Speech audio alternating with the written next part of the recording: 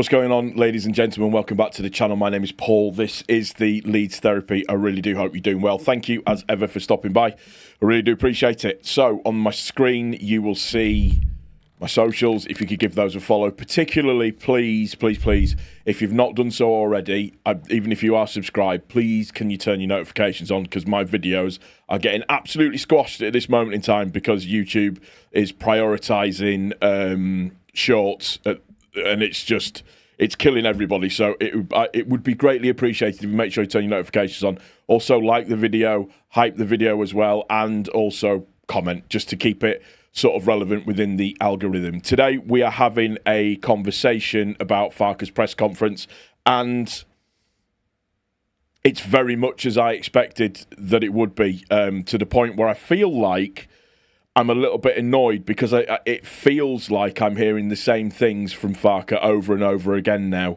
I mean, let's just take the highlights out of it overall. So let me see. Made a couple of notes.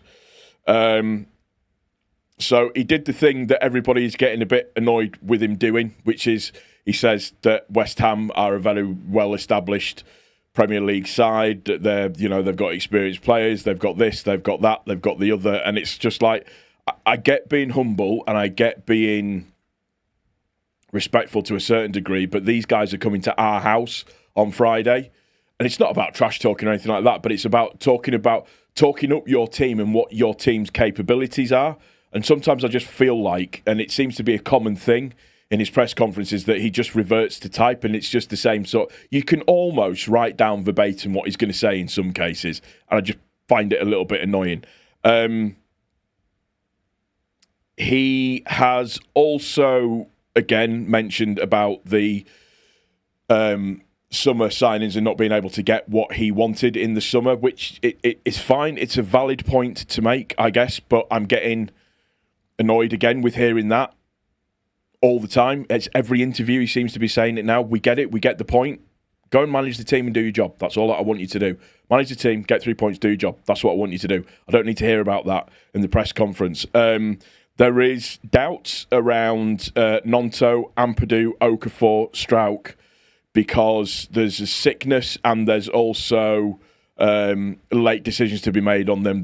Some of them haven't taken part in team training and bits and pieces. But, that is what it is.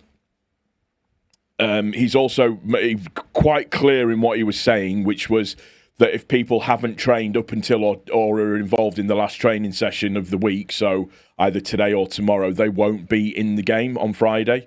Also, as well, if you're not 100% fit, but you are fit enough to play, that you'll only ever get onto the bench. He'll never start you because he doesn't want to stretch people. He did say that Okafor, we thought Okafor was going to be out for 7 to 10 days, that there is maybe some slight positivity to go around that one. I don't know. He did kind of get, not tetchy, it was kind of fighting talk, just in how he was. There was a sort of like a level defence of what he was saying in terms of, you don't change stuff, you don't do this, you can't blame this guy for this, and Bogle, what do you want me to do with Bogle? He misses a chance, do you expect me to shout him?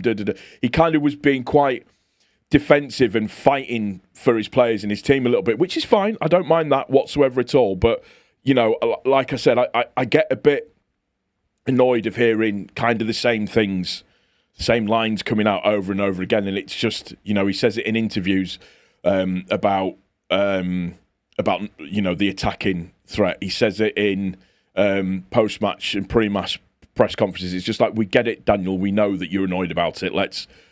We have to deal with what we've got. Let's move on. There was also, as well, within what he was saying, if you read between the lines, he's almost saying as well, with regards to like Harrison and Aronson, that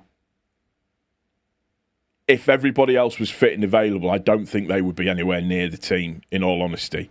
It's just generally kind of how I feel about it. But I've spoken about it with Jer on Jer's podcast the other night, where we were talking about what we would like to see, if there was going to be any changes and everything and stuff like that. Talked about Biol as well, and that Biol's had some good minutes under thing and all of that kind of stuff, but wouldn't be drawn on whether or not he was going to start him or if he was going to change anything. Because again, he stepped on the metric side of stuff, and we're doing everything right, bar scoring the goals, which is fine. But it's almost like, where we talk about there's only so many times where you can go, well, that was quite a good performance. It's just a shame we didn't get anything from it. That's the bit that we need to negate. I would love him to play a 3-5-2 formation. I don't think it causes too much of an upheaval to do that. But I can tell you now, from the press conference, I know that he won't. He's going to go 4-3-3 again.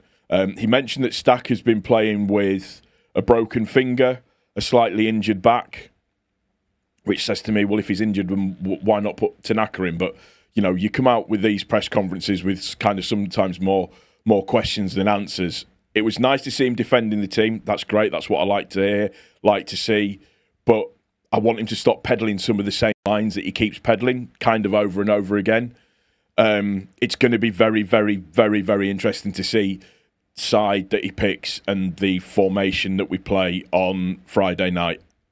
I'm praying to all that is holy that we don't put out Harrison and Aronson straight away from the start, because and Stack as well, Beal, because we need to do a bit of a switch up. I think there needs to be a switch up of players, and again, I know why he's doing it. He's doing what he can with what he has, but with what he has would benefit, in my opinion, from a different type of system or a different type of play, you know, formation, whatever. You know, some people don't advocate for that, but you know, it would be nice to see, but I can't see it happening. So, press conference wise, I'm kind of annoyed about it because I'm sick of hearing the same things. But you know, it's like I said, there was no real kind of revelations bar that this sudden other mass influx of injuries potentially that we've got with sickness and everything and stuff like that. So it's going to be interesting to see the side that's put out on Friday night. Anyways, that's going to do it for this one.